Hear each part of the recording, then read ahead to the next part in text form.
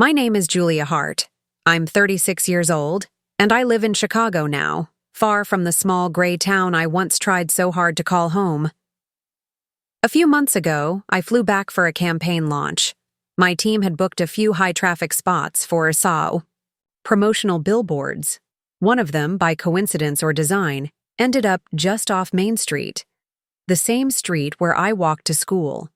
The same street where my mother once told a neighbor, within earshot, that raising me had ruined her best years. That afternoon, I stood across the road from the billboard.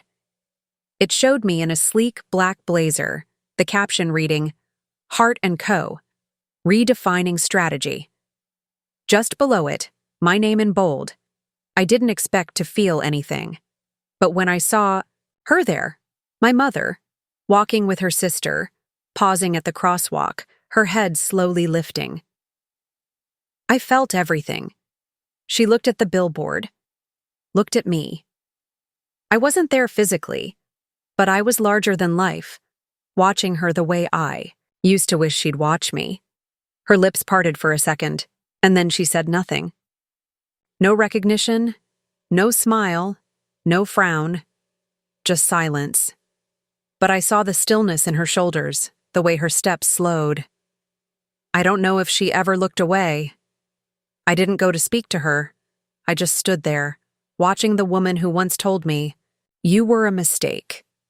And in that quiet moment with the wind tugging at my coat, I finally felt something close to closure.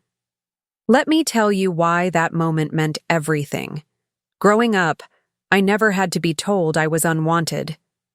It was in the pauses, the absence of warmth, the way my mother's eyes always seemed to slide past me like I was just a piece of furniture, there, but never quite part of the room. I was the second child. My older brother, Ethan, was born 3 years before me, and from the stories told over and over again, he was the golden boy before he even took his first steps. He had her smile, her ambition, her spirit, or so she claimed. I had needs. That was the difference. I didn't understand what I was missing when I was very young. I just remember moments, like being 6 and drawing a crayon portrait of our family for Mother's Day. I worked on it for days. I remember holding it up to her with trembling hands and her saying flatly, "That doesn't look like me," before walking past. She didn't even notice the little heart I'd drawn in the corner with her name in it. That's the kind of thing that clings to you. You don't realize it then, but those small dismissals collect over time like drops of cold rain. You start wrapping a coat around yourself early. Not a physical one, a mental one. A way of bracing every time you walk into a room. Ethan didn't experience that. He was loud and messy, but she always found it charming. If he broke something, she laughed. If I spilled a drink, she'd sigh and say, "You've always been so careless." There wasn't rage, just exhaustion, as if my very presence wore her down. And my father? He was there, physically. He'd walk in after work, loosen his tie, kiss her cheek, and settle into his newspaper. He rarely intervened. I think he loved us, in his own quiet, unreachable way. But he let her set the rules. She was the thermostat. He just adjusted. In school, I tried everything. Straight A's, perfect attendance, volunteer hours. I wasn't just trying to be good. I was trying to be noticed. Every time I brought home an award, she'd glance at it and say something like, "Well, let's hope you can keep it up." No hug, no pride, just pressure. I remember baking cookies when I was 10 because Ethan once got praised for making her toast on her birthday. I followed the recipe exactly, even cleaned the kitchen. She came home, took one bite, and said, "Too much sugar." Then she pushed the plate aside and asked if Ethan had taken out the trash. There was always this quiet competition I didn't ask for. Ethan didn't even notice it. He just moved through life assuming he'd already won. And maybe he had. When I turned 16, I got accepted into a competitive summer writing program in the city. I was over the moon. I showed her the letter, babbling about the classes and guest speakers, but she barely looked up from her magazine. "Sounds like a waste of time," she said. "What kind of job comes from writing poems?" That was her way, cutting the legs out from under me before I even stood up. I applied anyway. Got in. Went. And that's when something shifted. I felt air for the first time. I met people who didn't treat me like I was invisible, who asked what I thought and waited for the answer. I came back changed, not rebellious, just more awake. College became my ticket out. I applied to schools far away. When the acceptance came, she barely reacted. She didn't offer to visit campuses. She didn't ask about my major. She just said, "Well, I suppose someone's got to do something different." That was her form of a blessing. Cold, ironic detachment. The night before I left, I stood in the hallway with my bags packed, waiting for something. Anything. A hug. A kind word. Even a glance. She stood at the kitchen sink, washing dishes, and when I finally said, "Okay, I'm heading out," she replied without turning. "Try not to mess it up." I drove away in silence. It took years before I could see what had really happened. As a child, I believed I had failed her, failed to be lovable, failed to be worthy. But as an adult, I started to realize it wasn't about failure. It was about scarcity. She had only so much warmth, and she gave it to the person who looked like her, moved like her, reflected her. I wasn't a mirror. I was a window. And she never wanted to look through it. Looking back now, I think that's where it began. That feeling of being physically present, but emotionally exiled. Of being home, but not welcomed. Loved, perhaps, in some obligatory way, but never wanted, and when you grow up in that kind of silence, it shapes you. It makes you reach for things you don't even understand. You build a life around the absence, and for a while you confuse achievement with healing. It took me years, and a few heartbreaks of my own, to see the truth. But back then, I still believed that one day I'd do something so good, so undeniable, that she'd finally see me. That belief is a dangerous kind of hope. But I carried it for a long, long time. I hadn't been home in almost 3 years when I got the email. A contract I'd been chasing for nearly a year had finally landed. It was big, bigger than anything I'd done before. I'd pitched a full, strategic rebranding campaign for a national women's wellness company, and they picked me. I read the email 3 times before it sank in. Then I sat back in my chair, took a breath, and cried. Not just for the win, but for what it took to get there. The long nights, the doubt, the loneliness of building something from scratch without anyone to call after milestones. No proud texts. No, I knew you could. Just me and the echo of my own thoughts. And for some reason, that day, I wanted her to know. My mother. I wanted her to hear it from me. Not on the news. Not in whispers. From me. I convinced myself it wasn't about seeking her approval. It was about sharing something real. Something undeniably mine. So I booked a train ticket. The same route I'd taken as a teenager, except now I wore heels, carried a leather portfolio, and didn't flinch at silence. Ethan picked me up from the station. We hadn't seen each other in over a year, but he greeted me with a warm hug and that crooked grin he'd always had. He'd mellowed over the years. Got married, had a little girl, became softer.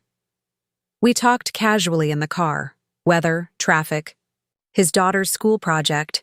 I didn't mention the contract. I was saving it. When we pulled up to the house, I felt a strange stillness. The siding had peeled a little more.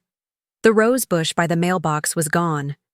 I stepped out of the car and inhaled deeply, bracing for that familiar chill. She opened the door before I could knock. No hug, just a stiff nod and a glance at the overnight bag in my hand. "You'll stay in the guest room," she said. Try not to track dirt in. Some things never changed. That evening, we had dinner. Ethan, his wife, Rachel, and my mom. The conversation was light. Ethan talked about his daughter's dance recital. Rachel brought up some home renovations. My mom nodded, occasionally sipped her wine, but mostly just observed. I waited. I told myself to be patient. After the plates were cleared, I stood up and quietly said, "I have something I want to share." They looked at me. Rachel smiled politely. Ethan raised his brows, curious. My mother reached for the remote but paused when I continued. I signed the biggest client of my career this week. I'll be leading the national campaign for Solera Wellness. I opened my portfolio, sliding across a sleek mock-up of the first concept design. My firm is taking the lead on all branding, PR, and strategy. There was a beat of silence. Rachel leaned in, visibly impressed. "That's amazing, Julia, really." Ethan smiled. "Wow, that's huge, Jules. Congratulations." I turned to my mother, hoping, just for a flicker of warmth, of recognition. Her eyes hadn't left the TV screen. Without turning her head, she spoke. "You were a mistake. I never wanted this life because of you." The room fell silent. The air froze. Rachel's hand stopped mid-reach. Ethan looked like he'd been slapped, and I just stood there. The words didn't even register at first. It was the tone that hit me. The bland, offhand delivery. Like she was talking about the weather. Like I hadn't spent 3 decades trying to be worth the oxygen I took up in her presence. You were a mistake. Not just unwanted. Not just difficult. A mistake. I stood there a moment longer, the mock-up still sitting on the table. My name in bold on the bottom corner. She didn't look at me once. I didn't speak. I didn't scream or cry. I just closed the portfolio slowly, slid it back into my bag, and turned to Ethan. "Thank you for the ride." For the ride. "Julia," he started, but I shook my head. "I'm okay." Rachel looked heartbroken, like she wanted to reach across the table and fix something that was far too old to be patched. I walked to the door, my heels soft against the wood floor, picked up my bag, took one last look at the living room where so many silences had been born, and then I left. No one followed. The train ride back was quiet. I didn't replay her words. I didn't have to. They had carved themselves deep, but instead of pain, I felt something stranger. Relief. I was done. I didn't text Ethan when I got back. I didn't open her voicemails. There were 3, none apologetic, just short bursts. "You misunderstood. You always twist things. Don't be so dramatic." I didn't reply. Instead, I got back to work. I threw myself into that campaign.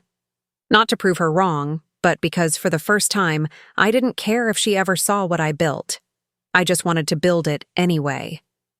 Every step of that project became a laying down of bricks for a life that didn't include her voice, echoing in my ear.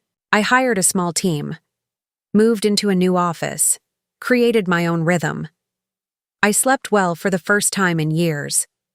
I still thought about that night sometimes, but not with pain. More like you remember a fever, something that once consumed you and now lives only as a faded outline. That breaking point didn't shatter me. It emptied me of something I'd been carrying far too long, the illusion that her love was waiting at the top of some imaginary ladder. That if I just climbed high enough, she'd open her arms. She never would, but I had arms of my own now, and a life, one that didn't need her blessing. I was 8 the year I made her a Mother's Day gift I thought would finally matter. It was a drawing. Not just a school project or a rushed crayon sketch like I used to do. I spent almost 2 weeks working on it. I hid it under my bed every night so she wouldn't see.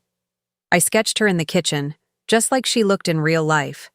Brown, hair clipped back, hands in a mixing bowl, the sunlight from the window behind her. And I drew myself beside her, holding a spoon, smiling, helping. It wasn't just a picture. It was a version of us I had wished existed. At the bottom, I wrote in my neatest second-grade handwriting, "Happy Mother's Day. I love cooking with you." I didn't love cooking. She never let me cook with her. But I loved the idea of her letting me.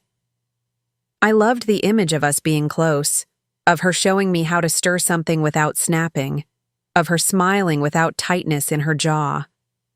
The night before Mother's Day, I also tried to bake cookies. I had found a simple sugar cookie recipe in a kid's cookbook. I used the premixed dough to be safe, shaped the hearts myself, and almost burned my hand on the oven tray. One of them cracked when I pulled it out too early, but most held their shape. I arranged them on a little plate, placed the drawing carefully on top, and covered the whole thing with a tea towel. The next morning, I woke up early and placed it on the kitchen table before she came downstairs. My heart was pounding the whole time. I went to my room and waited. I remember sitting on the edge of my bed, trying not to hover. I didn't want to seem desperate, even though I was. When I finally heard her footsteps, I crept halfway down the stairs. She was standing at the table, holding the drawing by its corner like it might smudge her fingers. She looked at it for maybe 2 seconds, then placed it beside the sink without a word. She lifted the tea towel, picked up one cookie, took a bite, and made a face like something had gone sour. She put the rest of the cookie back down. Then, she turned toward the fridge and said, loud enough for me to hear, "Try harder next time." She didn't know I was watching, or maybe she did and didn't care. That sentence clung to me like smoke. Try harder. As if love was something to be earned by getting the sugar just right. As if I could have been lovable if I'd measured better, or colored more neatly, or written something more poetic. I remember going back to my room, lifting the blanket under my bed, and sliding the rest of the drawing inside. I stuffed it between the floorboards and the frame, pressed it flat with my hand like I could bury the whole moment with it. I didn't cry right away. That came later, much later, when Ethan came in to ask if I wanted to play outside, and I snapped at him without meaning to. I cried after he left, quietly, into my pillow. I remember thinking something I didn't have words for then, but can now explain perfectly. That was the first time I realized love could be one-sided. It wasn't a lack of effort. I had given her my best, and still, it wasn't enough. From that point on, something changed in me. I started watching her more carefully, reading her like an unfamiliar language I had to decode. Was she in a good mood? Did she sigh too heavily when I walked in the room? Did she smile more when Ethan said something? That moment, those words, they became the lens through which I viewed every interaction with her. Every approval was a maybe. Every kindness, a test. I became addicted to doing more, trying harder. School projects turned into competitions with myself. A minus wasn't enough. I had to do better. Be quieter, less emotional, more useful. I started packing my own lunches, making my bed with military precision, asking for less, smiling more. Because in my child mind, I believed there had to be a formula, a way to earn the kind of love she gave my brother without question. It took years before I realized there was no formula. That my very existence was the problem for her. That I could win awards, move across the country, build a life.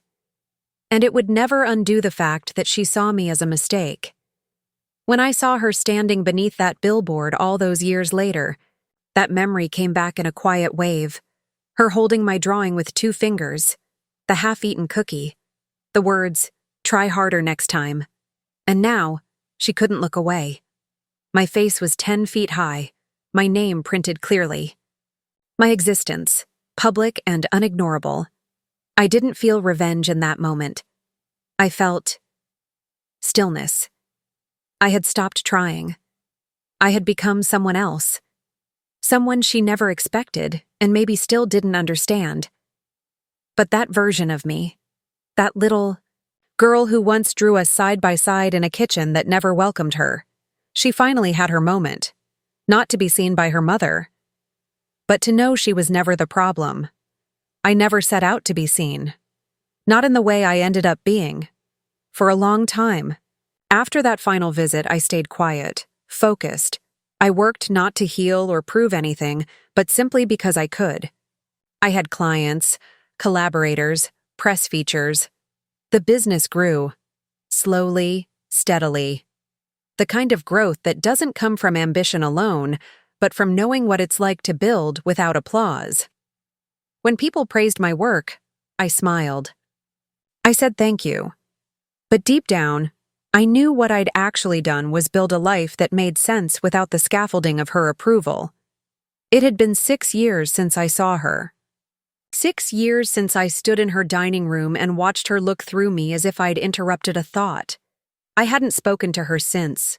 Not for holidays, not for birthdays, not when Ethan texted and said she'd been in the hospital briefly, with chest pain. Not when she emailed me a short clipped line, "You should come home sometime." I didn't reply. And then, one autumn afternoon, my assistant showed me the proposed rollout for our new branding campaign. We'd landed a high-visibility contract with a national retailer. My face would be used as the front of the campaign, part of a push for women-founded companies. 12 billboards in high-traffic areas across 6 states. One of the locations was a highway just outside my hometown. I stared at the location tag on the PDF Main Street exit, near Oak Ridge and Riverbend Road. I hadn't driven that road in over a decade, but I knew it by heart. It was where we used to stop for gas on our way home from school, where my mother once told me, "You always slouch in photos. No one wants to look at that." I was 12. I hadn't smiled in a photo again for years. I paused, and then I nodded. Let's keep that placement. It wasn't spite. It was symmetry. 2 weeks after the launch, I flew in quietly. No press, no announcement. Just me, a car rental, and a jacket zipped up to my chin. I parked across the street from the billboard. It towered over the sidewalk, framed by late autumn, trees and a gray, overcast sky. There I was, face tilted slightly, confident but soft. The caption underneath read, "Rewriting the story, one voice at a time." And below that, Julia Hart, founder. Hart and Kodai stood across from it for a long time, sipping lukewarm coffee from a paper cup, letting the cold air settle in my lungs. I didn't expect anyone to recognize me. I didn't come to be seen. But then, I saw her. My mother. She was walking with someone, her sister maybe. Her pace was slower now. Her coat hung looser around her frame, and her hair was streaked more heavily with gray than I remembered. But the way she walked, straight-backed, chin slightly raised, was still the same. She looked like a woman who believed the world owed her quiet. They paused at the crosswalk. The billboard sat directly above. I watched her lift her eyes. She didn't flinch, didn't gasp. She just stared. The woman next to her turned, said something. I couldn't hear it from across the street, but my mother didn't answer. Her gaze remained fixed, her lips parted slightly. I don't know if it was surprise or something else, but for once, her face had no mask. Just stillness. She stood there longer than I expected, and for the first time in my life, I didn't want her to say anything. Not sorry, not proud, not even my name. Because I realized in that quiet moment that I didn't need her to witness me. I already was. She looked up at me, at the image of me, and I didn't shrink. I didn't question whether I belonged up there. I didn't run through old doubts or imagine what she was thinking. I just stood there. And inside my own mind, I heard the words, "She said I was a mistake.